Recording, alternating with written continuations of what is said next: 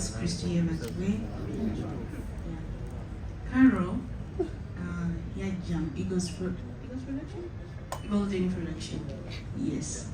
Naye nina omukisa nti manager abantu bayayita basooka bawulire ennyimba za Carol nalinze era nempulira oluyimba lwagala nnyo nsika tala nemugamba manager nti yampuliriza ennyimba bbiri nemugamba tuteekeyo luno ate neebaza Katonda nti lwennyini lwe nalonda lwatandika Carol era nelubeera lwamaanyi.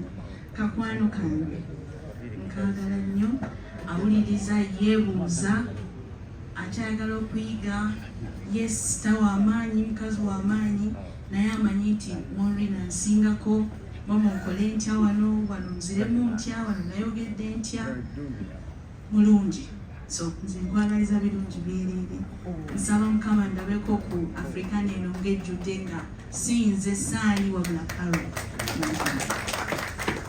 Thank you so much. Neto nyumiriza kali kafanana katya describe for us. Waliwo aka video wakalabyeko waliwo aka video katambula okwo ku TikTok. Kintu kyansasa nnyo nti yakasaayo yawandiika n'agamba nti bano Carol Nantongo ng'akyayimba n'ensawo ye mu kintu ekyo kyansasa kati naddamu neetegereza ka video kituufu ensawo ye yali agiina wano wali mu transport amusaayo waka kati nemukubira nemugamba mu nsawo mwalimu ki n'agamba mwalimu 10,000 nga n'obugoye bw'abandi nabweyazise nina okubuzaayo akavidiyo ako nga bw'okalaba Carol bwe yali afaanana naye nga omuntu afaanana bw'atyo avaamu eddoboozi paka kati mu bandi bali bamutreatinga atya because I imagine kali ka baby mu bantu abali experienced abakuze mwali mukatwalanga kana so yokubuuza interview naye twagala kumanya Carol you through your eyes yajjamu nti yalimu abantu ab'amaanyi naye nkugambye Yesu waliwo amaanyi naye nga bw'otunuulira gw'obadde ogaya ng'atudde katebe bw'ayimuka n'ayingira stage osooka n'owekebera n'ogamba ninamu siinaabo so twali tumwagala ate nga tumulaba nti agenda mu maaso agenda kuba w'amaanyi nga gwe bw'olagayo abajja kuyitako. Yes. Thank you so much sweet Maureen. Kazindalo kakaze eri kabaka kabaka State of the Nation address katuulire eri kabaka. Ya assalamu alaikum warahmatullahi wabarakatuh. Basebo ne banyabo, ladies and babies, tusalise nnyo okubalaba. Nze nekindeese wano Carol Nantongo tewali kirala kyonna.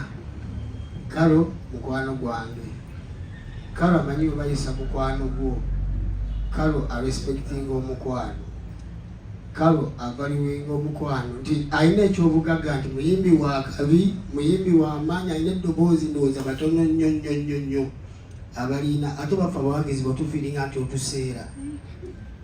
Sagala kwogera bingi siitemu mawadde ayogera noga ogenda kaaba ate nze mmanyi okwogera ebikaabya genda kwogera ebigambo bitono. Nsaba buli munnayuganda gy'ali ajje ku share Carol. Tetusobola okusasula music emulungi mu Uganda kuwagira bayimbi balungi. Carol tamanyiira tawalampa wasanga bamanyiira abawo nadde ebbali newabira nabatumanyiira obulaba nga ebyagaanyo byetabamu. Carol obulaba ng'ali rich ku mutima nti respecting omukwano. Amazima onoonya kyowayiriza Carol tekikubula. Carol oli wakabi tambula bwotyo wekuumira awo Allah yamanyi ekkubo lyagololedde gye lirikoma nga mukaaga nzija ne ttiimu yonna Kings Love ejja era sirina kiyinza kusuubiza kujjako kusabira kitambule bulungi. Bonna feeling anti support yange yeetaagibwa ngamba neweba live newekuba pushinga newekuba ki mpa amasaati ngambale sirina kiyinza kusasula baago okujjako omukwano gwompa. So bakyali baffe tuyiga okwagala emikwano oleme kaabira mu kaseera akabyonyigira omukwano ng'omukwano walina time eguvaluwenga ne mutuuka ku birungi mwenna nga wosanyuka ewuwe n'omulala wasanyuka ewuwe tolusanyukanga n'olowooza olidde essanyu lya munno. Value buli omu agirina. Gwoba oyina leero enkya wali wajja okuba nazo. Respect everybody.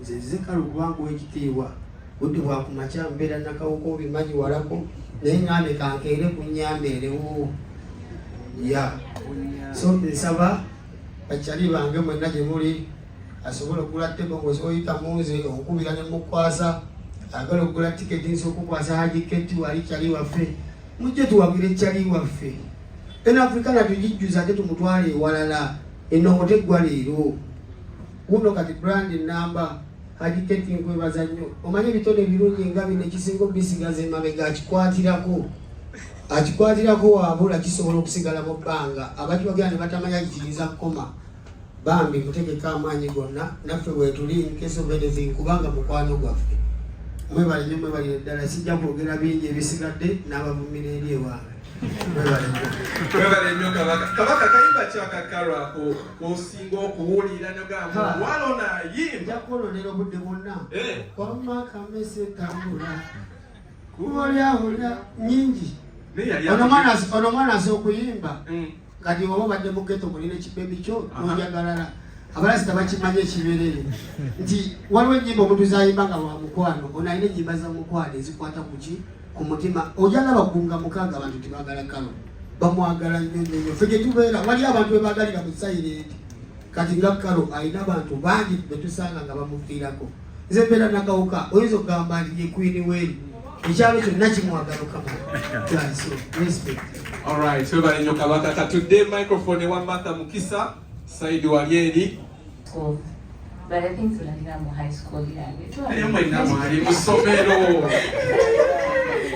no music ono kwaka nange nina bwe natandikira byepule bagamba ndabikana olaki natandika dda ne music ono oba omwagala oluusi omutandika ddala ng'oli ono at a very young age otherwise gye baliko basebu ne banyabo tusanyusa okubalaba olunaku olwaleero buli omu muwulira agamba ali wano kulwa Karo because they are friends with Karo. I'm also friends with Karo.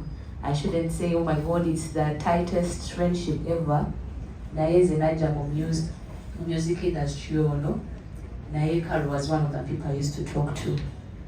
Naye nga tandabanga nti oba ikyali muto ku ye oba anything. Ngambulira challenges, nambulira kiki ekigenda mu maaso mu bulamu bwe aplaninga ki ng'olabira ddala muntu afaayo ku kyakola so Karo njagala okutegeeza nti oli kyakulabirako erifa abayimbi abazze nga batukulaba n'abo abakulu ababaddewo ebbanga lyonna era nze Haji nange yali sponsor wange wa concert yange but the time we were talking about my concert Haji already yalina ekirowoozo ekyo to make for your concert but you could see nti akyetegekera planning so everyone who is here I've seen very many people who are here but I'm sure they're here because of love. I've seen Abbas, I've seen very many artists, I've seen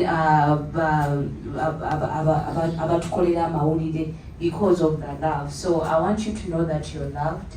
Ate juzi nakusindikira message nenkugamba mukama ekintu kyabaseetinze gwetosobola kizaawa mabega already aba yateeka nti 6 Karo agenda kukola concert so mu mbeera yonna concert tugenda gibeeramu egenda kutambula bulungi so mujje muwagire Karo muyimbi mulungi tumwagala and she's blessed and I know moving her on buli muyimbi omukyala yeetaaga kino you need to get into the concert so that you grow to another step so Karo mwagaliza ku growinga na n'abayimbi abalala King Sir has grown for a lifetime I have also grown era kati evolving ajagala kugenda mu bintu bipya so Karo we wish you well on your maiden concert mwebale kujja tusanyusa okulaba papa obamukubireko ku bugalo. Thank you so much. Thank you so much, Martha Mukisa.